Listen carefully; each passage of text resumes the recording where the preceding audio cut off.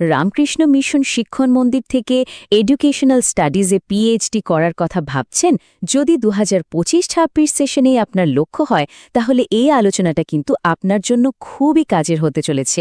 আমরা পুরো ভর্তির প্রক্রিয়াটা একদম সহজ করে বুঝিয়ে দেব। চলুন তাহলে আর দেরি না করে শুরু করা যাক। দেখুন, এটাই হলো সেই অফিসিয়াল নোটিশ।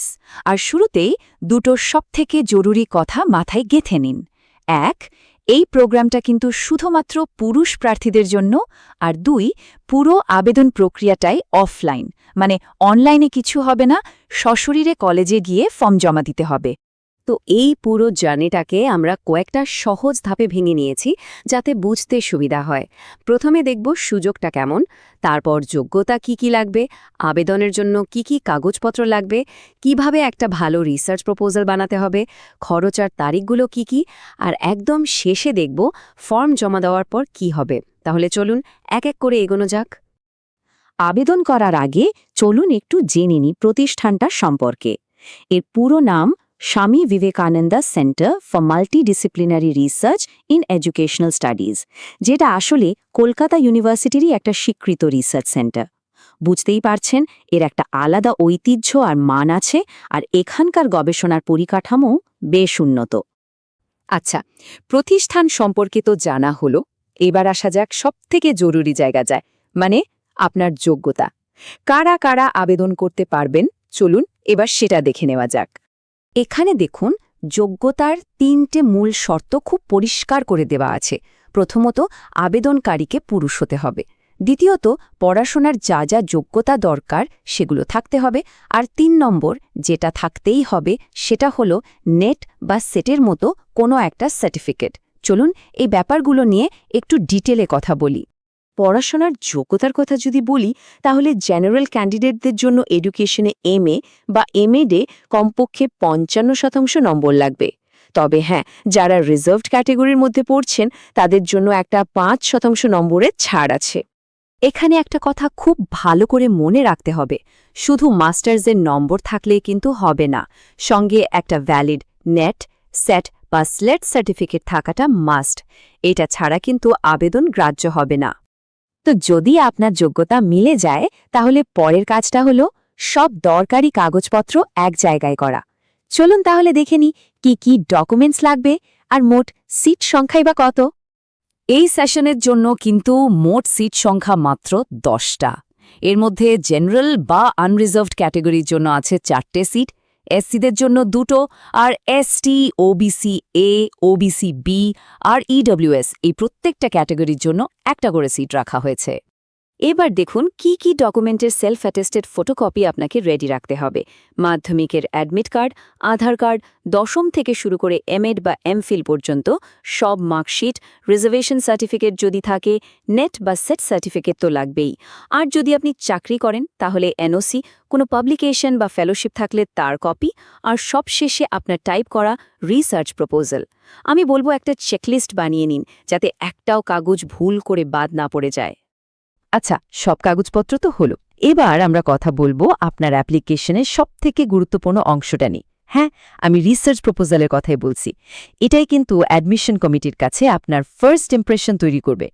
এই কথাটা একবার ভাবুন তো, আপনার প্রপোজালটাই হলো অ্যাডমিশন কমিটির সাথে আপনার প্রথম একাডেমিক কথাবার্তা। এর মানে হলো আপনাকে এর পেছনে যথেষ্ট সময় আর ভাবনা চিন্তা দিতে হবে। এটা হেলাফেলা করার মতো জিনিস একদমই নয়। রিসার্চ প্রপোজালটা বানানোর জন্য কিছু নির্দিষ্ট নিয়ম আছে, সেগুলো এখানে দেয়া। দেখুন, মোট 2000 শব্দের মধ্যে লিখতে হবে। ফন্ট হবে টাইমস নিউ রোমান, সাইজ 12, আর লাইন স্পেসিং হবে সিঙ্গেল। আর এর মধ্যে কি থাকবে, আপনার রিসার্চের টাইটেল, অবজেক্টিভস, এর গুরুত্ব কি, আর আপনি কি মেথডোলজি ব্যবহার করবেন, এই সব কিছু। তবে একটা ছোট্ট টিপস দিই, শুধু ফরম্যাট ফলো করলেই হবে না। আপনার রিসার্চের টপিকটা যেন একদম পরিষ্কার হয় আর ওই কলেজের ফ্যাকাল্টিদের স্পেশালাইজেশনের সাথে মেলে। তাহলে কিন্তু আপনার চান্স অনেকটাই বেড়ে যাবে। ধরে নিলাম আপনার রিসার্চ প্রপোজালও রেডি। তাহলে এবার ফাইনাল স্টেপ, মানে খরচাপাতি কত, কোন তারিখের মধ্যে কি করতে হবে, আর ফর্মটা জমা দেবেন কিভাবে। চলুন এই সব লজিস্টিক্যাল ব্যাপারগুলো এবার জেনে নেওয়া যাক। এই তারিখগুলো কিন্তু একদম ডায়েরিতে নোট করে নিন। অ্যাপ্লিকেশন জমা দেওয়ার শুরু হচ্ছে 10 এপ্রিল 2026 থেকে, আর লাস্ট ডেট হল 24 এপ্রিল 2026। এরপরে কিন্তু আর জমা নেওয়া হবে না। হ্যাঁ, ডকুমেন্ট ভেরিফিকেশন আর ভাইভার তারিখটা পরে জানানো হবে। তার জন্য কলেজের ওয়েবসাইটে নিয়মিত চোখ রাখতে হবে। এবার আসি খরচের কথায়। এখানে দুটো আলাদা ফি স্ট্রাকচার আছে। যাদের কোর্স ওয়ার্ক করতে হবে তাদের মোট ফি লাগবে ৩১,০০০ টাকা, আর যাদের কোর্স ওয়ার্ক করতে হবে না, মানে যারা এক্সাম্পটেড, তাদের জন্য ফি হল ২১,৮০০ টাকা। পার্থক্যটা শুধু ওই কোর্স ওয়ার্ক ফি এর জন্যই। ফর্ম জমা দেওয়ার প্রসেসটা একদম সহজ, মাত্র ৩টে স্টেপ। স্টেপ 1, কলেজের ওয়েবসাইট মানে www.rkmsm.org থেকে অ্যাপ্লিকেশন ফর্মটা ডাউনলোড করুন। স্টেপ 2, ফর্মটা ভালো করে ফিল আপ করে নিন আর সব ডকুমেন্টের সেলফ অ্যাটেস্টেড ফটোকপি গুছিয়ে নিন। আর ফাইনাল স্টেপ, ১,০০০ টাকা অ্যাপ্লিকেশন ফি ক্যাশে দিয়ে পুরো সেটটা নিয়ে সোজা কলেজের অফিসে গিয়ে জমা করে দিন। ব্যাস, কাজ শেষ। তো ফর্ম তো জমা দিয়ে দিলেন, কিন্তু এরপর কি হবে?